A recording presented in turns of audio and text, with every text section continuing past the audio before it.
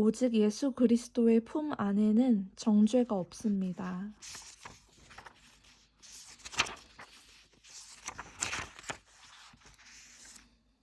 하나님은 이렇게 말씀하셨습니다. 내 형제들아, 너희가 여러 가지 시험을 당하거든 온전히 기쁘게 여기라. 이는 너희 믿음의 시련이 인내를 만들어내는 줄 너희가 알미라. 하나님께서는 시험이 없다, 시험을 없애주겠다라고 말씀하지 않으셨습니다. 시험을 당할 수 있다, 인내를 만들어야 한다라고 말씀하셨습니다.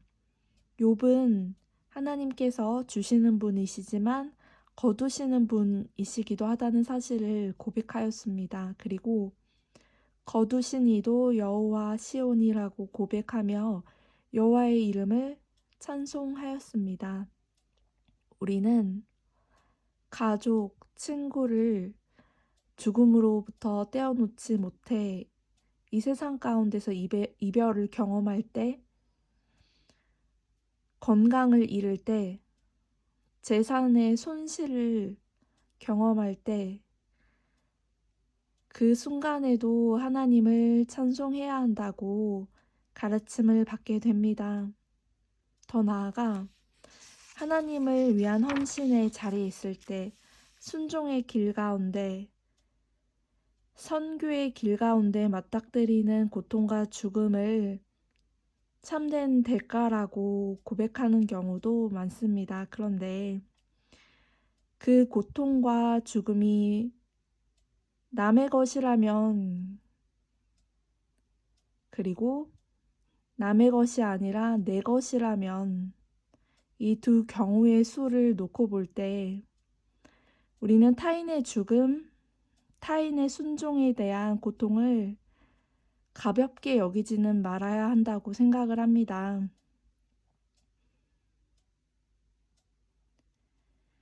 순종의 길로 나아가는 것은 오직 본인에게 적용하는 제한된 고백이 되어야만 할 것입니다.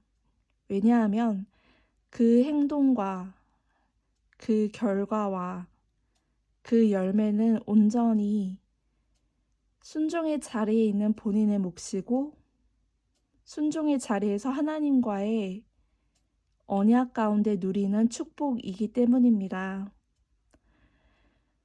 고난 당하는 자는 고난의 열매, 죽음의 열매, 고통의 열매를 먹을 수 있습니다. 하지만 그 가운데서 베푸시는 하나님의 은혜가 있을 것입니다. 그러나 그 고통, 그 순종이 온전히 내 것이 아니라 남의 것이라고 한다면 조금 더 가볍게 말할 수 있겠지요. 좀 더 가볍게 권면할 수 있겠지요. 그것은 진리를 통한 자유의 남용이 아닌가? 우리는 스스로의 언행을 돌아보아야 할 것입니다. 그러나 기억해야 할 것은 그리스도 안에서는 생명도 죽음도 상실도 그 어떤 것도 결코 헛되지 않는다는 것입니다. 항상 주님이 이루신 대속의 공로 안에 풍성히 거하십시오. 우리의 인생은 길지 않습니다. 우리는 모두 순식간에 이 땅을 떠날 것입니다. 그리스도를 위하여 하는 일은 그 무엇도 헛되지 않습니다.